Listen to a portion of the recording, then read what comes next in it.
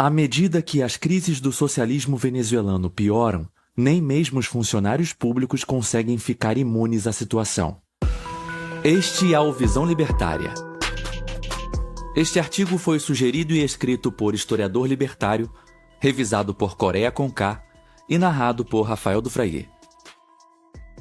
No final de março, diversos funcionários públicos e aposentados saíram às ruas de Caracas, capital da Venezuela, para endossar as manifestações anticorrupção. Com o intuito de terem salários melhores, fizeram o protesto acreditando que o problema da falta de dignidade dos trabalhadores está relacionado à roubalheira política.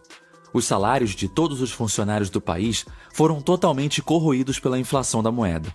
Mas o que muitos não sabem é que isso tem a ver com a manipulação monetária por parte do governo em expandir artificialmente a quantidade de dinheiro na economia.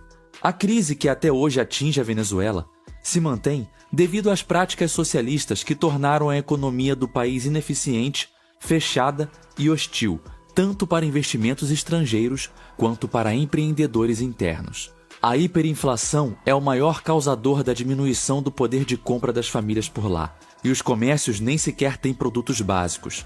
A consequência do crescimento da miséria foi um enorme aumento da violência, além de grande êxodo em massa de milhões de pessoas saindo do país para viver em outro lugar.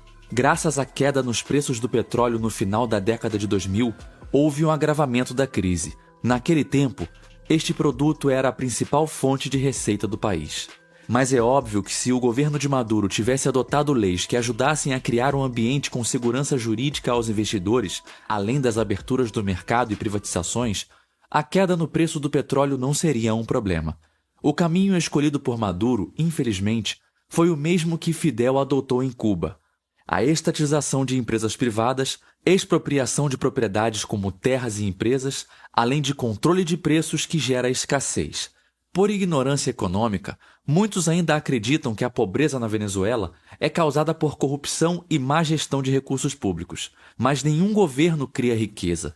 O que podem fazer para contribuir com isso é permitir que ela seja criada pelo setor privado, para que empresas, negócios e empregos surjam no país. Mas um dos motivos do protesto está relacionado aos desvios de fundo na estatal venezuelana Petróleos da Venezuela, a PDVSA, que foram revelados recentemente pelo próprio presidente do país. Entre os culpados estavam altos funcionários do Estado que se encontram presos, alguns inclusive apoiadores do governo. No entanto, como o país é governado por um ditador e a imprensa é controlada, os detalhes do caso provavelmente não serão revelados. Por outro lado, não é difícil imaginar que Maduro esteja criando um espantalho na mídia para tirar a atenção do público de seus verdadeiros objetivos. Alguns dos cartazes levantados pelos manifestantes tinham mensagens como, abre aspas, o dinheiro dá quando ninguém o rouba. Quantos salários justos poderiam ter sido pagos com 3 bilhões de dólares? Fecha aspas. Essas ideias muito presentes no senso comum apenas nos mostram que as pessoas tendem a achar que a riqueza na economia é estática, e basta que o governo não roube que irá sobrar recursos a todos. A receita para o desenvolvimento econômico é a proteção da propriedade privada, moeda estável, além de um ambiente com baixos impostos e que seja simples para empreender. Hoje em dia, na Venezuela, o salário mínimo não chega a 10 dólares. Em contrapartida, para se comprar uma cesta básica, são necessários quase 500 dólares, de acordo com algumas estimativas. Isso nos mostra o tanto que um governo consegue destruir todo um país, sobretudo quando resolve impedir que o livre mercado floresça. Um dos manifestantes, que é engenheiro civil, reclamou que algumas das pessoas que chegaram no alto escalão do governo eram pobres, mas depois adquiriram iates e mansões, enquanto o povo sofre na pobreza. Ele ainda revelou o cenário de tristeza que se encontra o país. Abre aspas. Nossas escolas estão no chão, nossos professores renunciando, nossos filhos sem professores, nossos hospitais sem enfermeiros, sem auxiliares e os pacientes à deriva. Fecha aspas. Revelou, decepcionado. As investigações sobre as corrupções na estatal de petróleo remetem a 2017. O promotor responsável informou que 20 pessoas, entre funcionários e empresários, já foram detidos. Cerca de 31 casos de corrupção foram investigados desde 2017, e 194 prisões foram efetuadas. As cifras oficiais não foram reveladas e as informações sobre a administração pública na Venezuela são pouco confiáveis. Porém, no dia 25 de março, membros do Partido Socialista Unido da Venezuela marcharam em apoio a Nicolás Maduro usando o lema "Os honestos somos mais". A verdade é que Maduro usa essa falsa ideia de que o problema do país é devido aos casos de corrupção de pessoas desonestas, como se ele mesmo não estivesse ligado a isso, para mascarar o fracasso de suas políticas. Maduro, como todo populista mentiroso, cria uma imagem de homem simples, humilde do povo, mas existem enormes rumores sobre sua riqueza, e ele já foi flagrado em restaurantes de luxo ostentando alimentos caros, enquanto o povo de seu país não tem o que comer. Inclusive, ele e sua esposa já foram criticados várias vezes pelos cidadãos devido à forma que ostentam luxo e também sobre práticas de nepotismo no governo. Isso enquanto o país passava por uma terrível crise econômica e falta de produtos básicos nos mercados. É aquela coisa, os políticos de esquerda vivem como os mais ricos empresários que eles tanto acusam de serem exploradores e causadores de desigualdades. Recentemente, o ditador venezuelano publicou no Twitter uma mensagem dizendo que a Revolução Bolivariana enfrenta a corrupção de forma firme e contundente, e completou informando que essa é uma grande luta pela defesa da moral e da ética.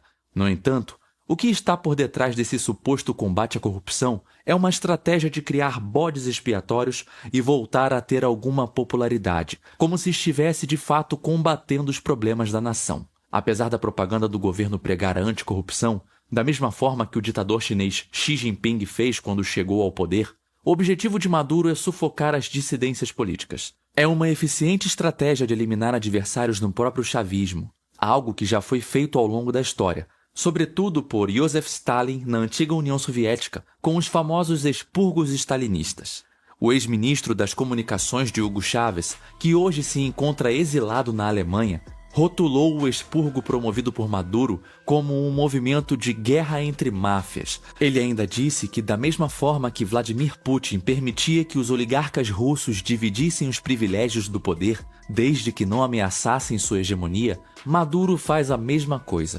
O ditador venezuelano sempre permitiu que integrantes do seu círculo próximo se aproveitassem da estrutura criminosa erguida no centro de seu governo. E é por isso que, na análise do ex-ministro, o início desse expurgo dentro do chavismo teve o propósito de conter um poder muito grande que havia sido construído à sombra do próprio Maduro. Agora, o ditador está perseguindo o ministro do petróleo que renunciou para, enfim, destruir esse poder que ameaça sua hegemonia.